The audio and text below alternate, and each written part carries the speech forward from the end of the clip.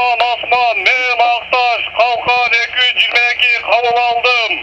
Машыгуунун катышуучуларына коюлган тапшырма мамлекеттик чек ара постуна кокустан кол салуу болгон учурда душман күчтөрүн белгиленген тартипте биргелешип жок кылуу. Террористтик топ чек ара постуна куралдуу чабуул жасап, чек арага жакын аймактарды басып алууга аракет кылат.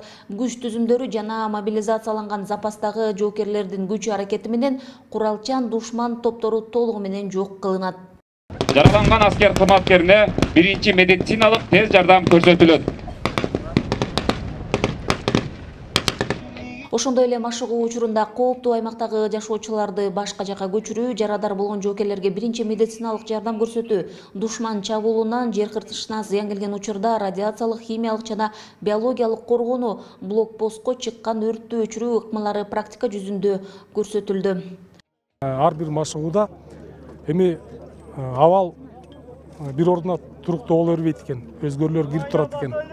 Ошондуктан ар бир жыл сайын ошол өзгөртүүлөрдү биз дагы чыгарып, ошол жыйынтыгын эсебин ошол эмелерин баарын чыгарып, азыр бизде атайын исследовательский группа түзүлгөн, исследовательский топ түзүлгөн.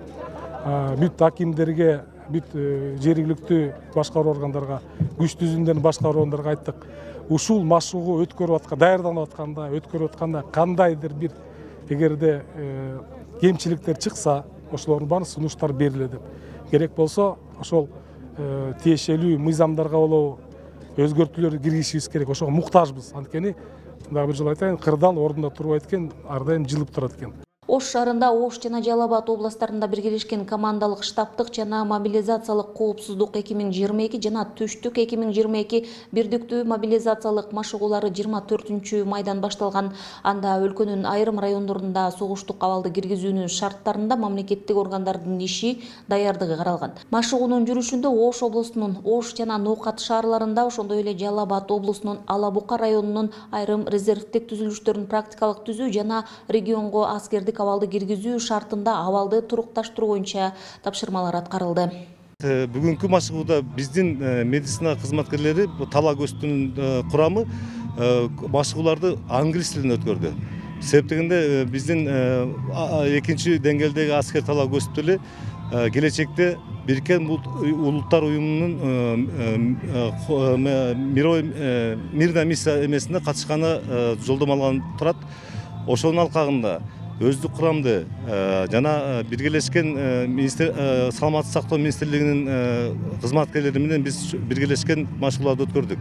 Машыгууда Коргоо министрлигинин аскер кызматкерлери, Ош облусунун Ноокат районунун резервдик батальону, Ош шаарынын резервдик роталары, Ички иштер министрлигинин ички аскерлеринин атайын багыттагы шер отряды, УКМКнын чек ара кызматынын атайын багыттагы бөрү отряды, саламаттыкты сактоо министрлигинин бөлүмдөрү согуштук кырдаалда биргелешип аракеттенүүнү практика жүзүндө көрсөтүштү.